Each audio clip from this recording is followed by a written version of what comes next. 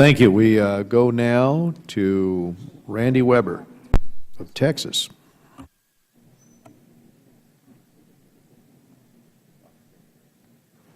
It's 3 a.m. and your children are safe and asleep. But there's a phone in the White House and it's ringing. Something's happening in the world. You remember that, Mr. Ambassador? I don't ever remember hearing the commercial, but I am well aware of it, sir. Yes, sir. Who didn't answer that call that night? I believe that the call was answered, sir. Who didn't keep Mary Stevens, that's Chris Stevens' mother's son, safe? Are you convinced that we've gotten to the bottom of who's accountable? Yes, sir, I am.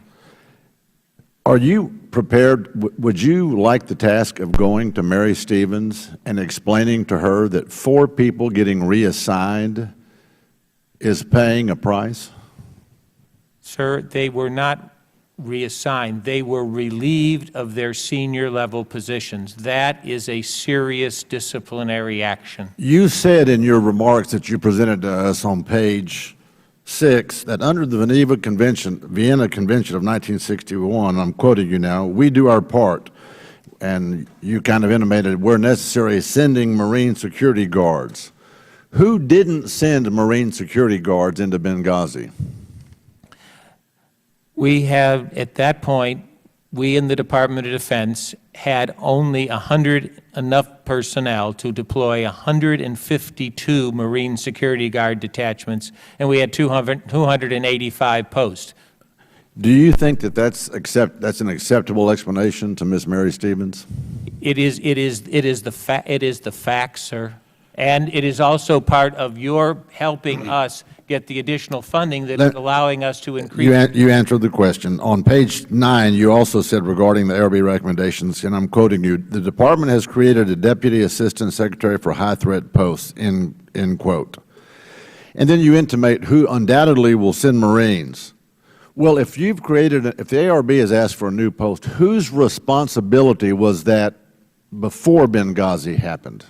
If we've created a post just to do that, whose responsibility was that? And then you went on to say that you believed it was everybody's responsibility. Security was everyone's responsibility.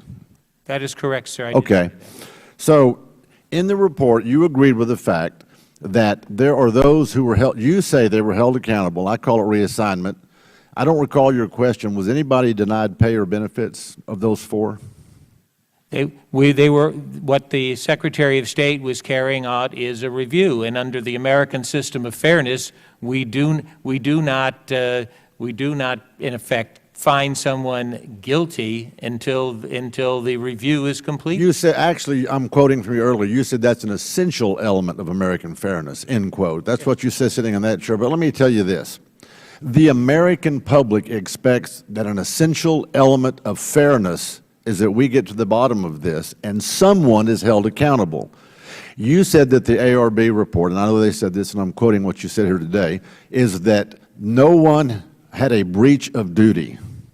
That is what the ARB found, sir.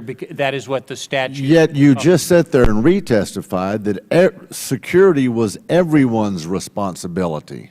What's the difference between responsibility and duty?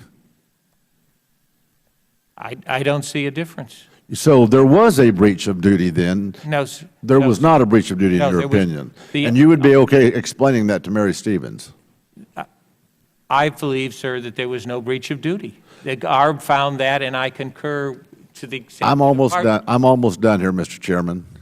I would submit to you, Ambassador, that it is Congress's duty, your duty, to get to the bottom of this and someone is held accountable. And if we don't do that, then we, in essence, have had a breach of duty. Mr. Chairman, I yield back.